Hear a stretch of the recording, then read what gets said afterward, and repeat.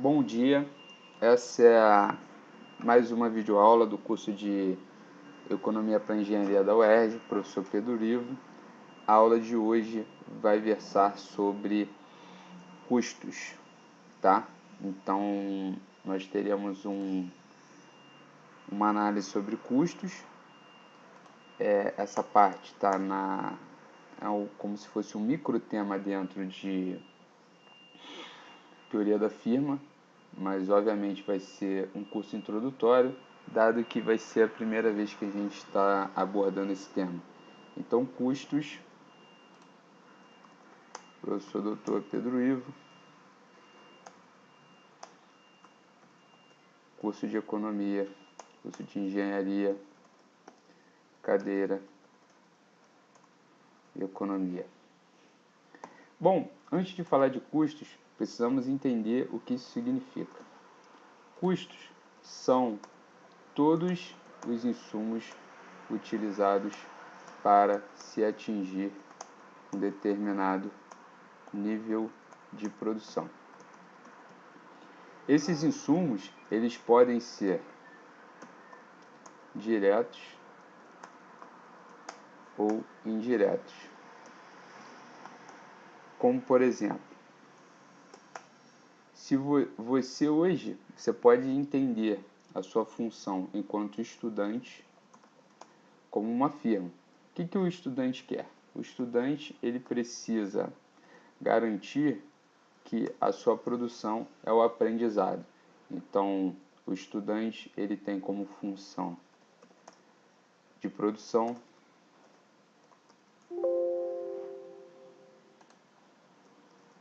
o aprendizado.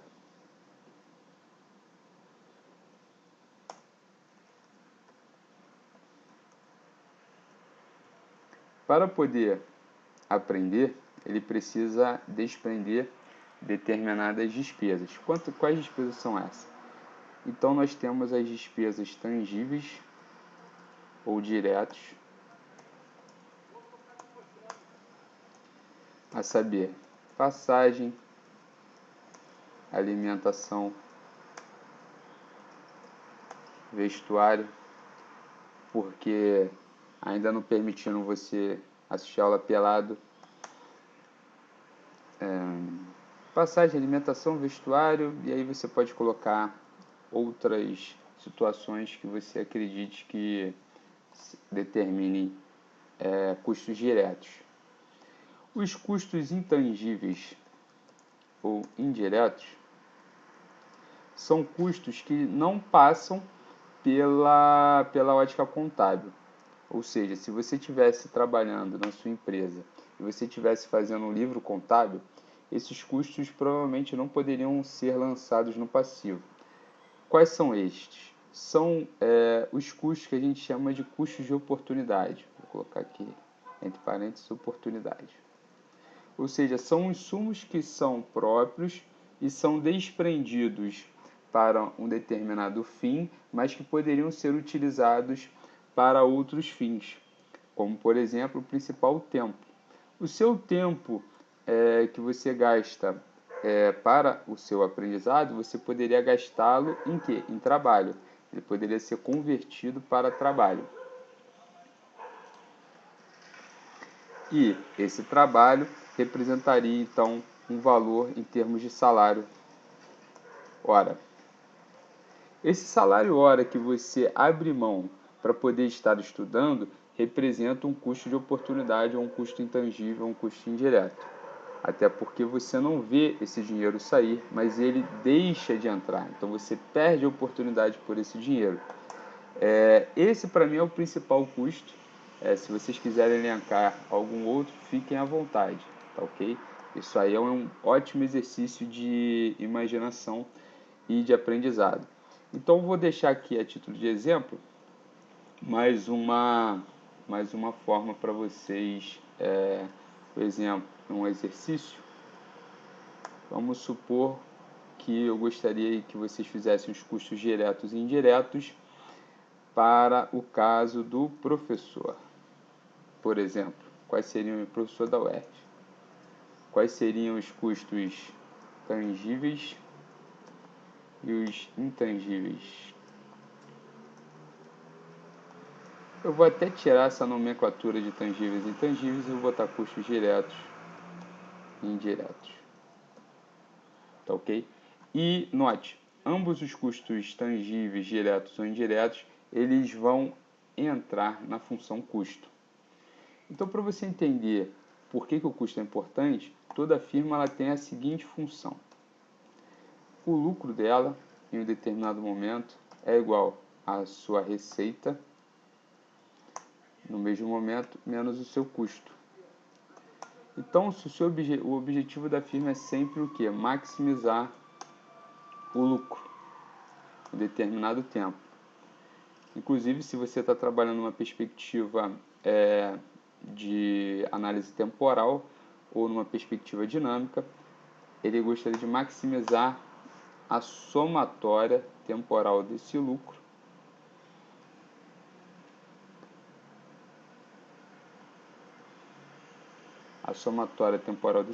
trazidos a valor presente a uma taxa, vou chamar de uma taxa ROA. Não é assim que se escreve ROA, não. Deixa eu ver se é assim. Também não. Então eu vou esquecer o meu ROA e vou botar um lambda minúsculo elevado no tempo, lembrando que essa taxa provavelmente é o que? Negativo, tá ok? Porque o ROA representa a taxa de juros.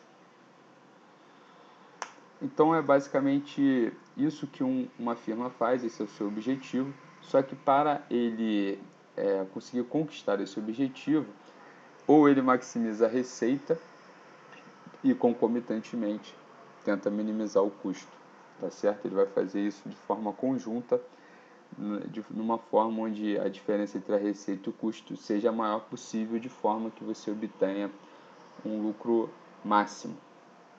Então vou botar aqui, existe então a necessidade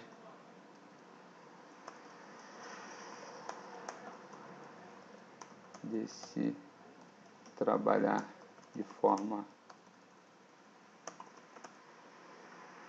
otimizada as relações de custo.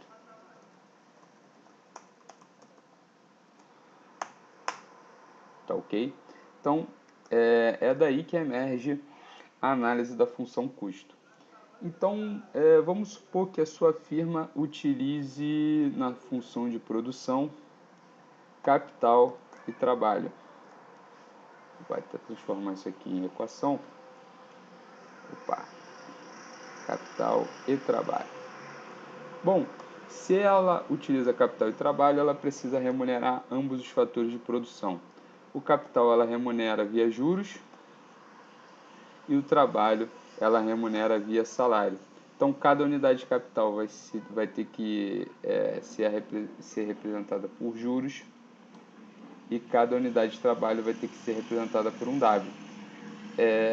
Essa função de produção ela mostra que capital e trabalho são perfeitamente substitutos, ou seja, tanto faz você colocar mais trabalho ou mais capital, a função de produção da firma irá crescer. Note que essa relação que eu coloquei aqui, geralmente ela não é a mais adequada. A gente observa uma relação muito comum de produção e o certo seria eu chamar isso aqui de custo, não botar esse I nem esse W. Isso aqui foi só a título de exemplo. E um outro exemplo, deixa eu botar aqui ponto e vírgula. Um outro exemplo para minha função de produção, deixa eu só alterar esse teclado aqui. Outro exemplo para minha função de produção seria a mais comum de todas, que é a Cobb-Douglas. A Cobb-Douglas ela é representada por esse formato aqui. Então, essa aqui é de bens de insumos substitutos.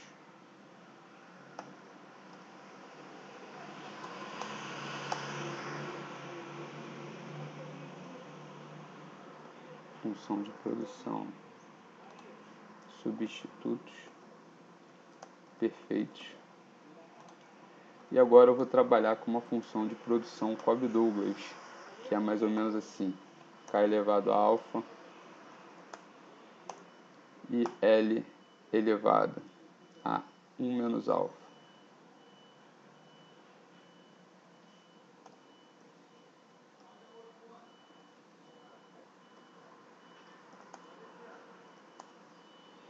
Tá ok? Essa seria a minha função de produção Cobb-Douglas.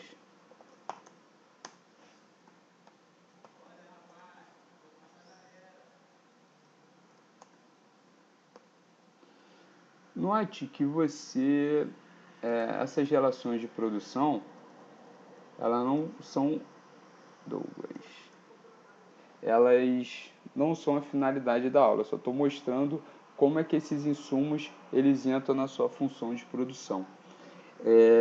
Agora nós precisamos entender como esses custos de utilizar esses insumos eles podem afetar a firma e quais são essas relações. Então, quando você analisa o custo, você tem de cara duas relações importantes. Você tem os custos fixos e os custos variáveis. Os custos fixos são tudo que você precisa dispor para produzir 0 unidades. Então, se você tiver uma função custo para produzir uma determinada quantidade, se o seu argumento da função for valorado em 0, significa que você está produzindo 0 unidades. Então, automaticamente, essa relação tem que ser equivalente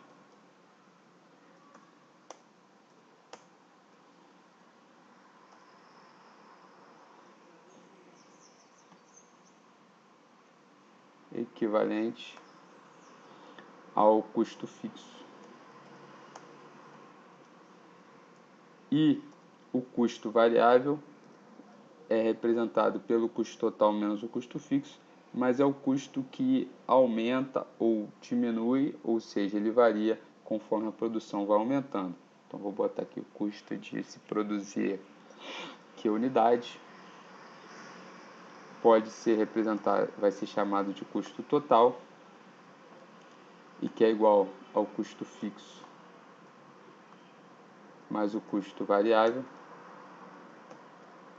Então, nós conseguimos calcular o custo variável da seguinte forma: ele vai ser igual ao custo total menos o custo fixo. Então, note que o custo total ele pode ter uma nomenclatura CT ou simplesmente o custo de produção de Q unidades. Então, é basicamente aqui que a gente, vou botar até em outra cor, que a gente analisa essa produção. Então, de um lado nós temos os custos fixos, que são custos de se produzir 0 unidades. De outro lado nós temos os custos variáveis, que são custos que variam na medida que você aumenta a produção. Exemplos de custos fixos: se você aluga um determinado local para exercer sua atividade produtiva, esse seria um custo fixo, porque você vai ter que pagar aluguel produzindo ou não. Custo variável seria o custo que aumenta ou diminui conforme a sua produção anda. Então, se você visita esse local e liga a luz, a sua despesa com energia representaria um custo variável. Quanto mais horas você passa naquele local trabalhando, você tem um custo variável maior. Então, é basicamente essa a diferença.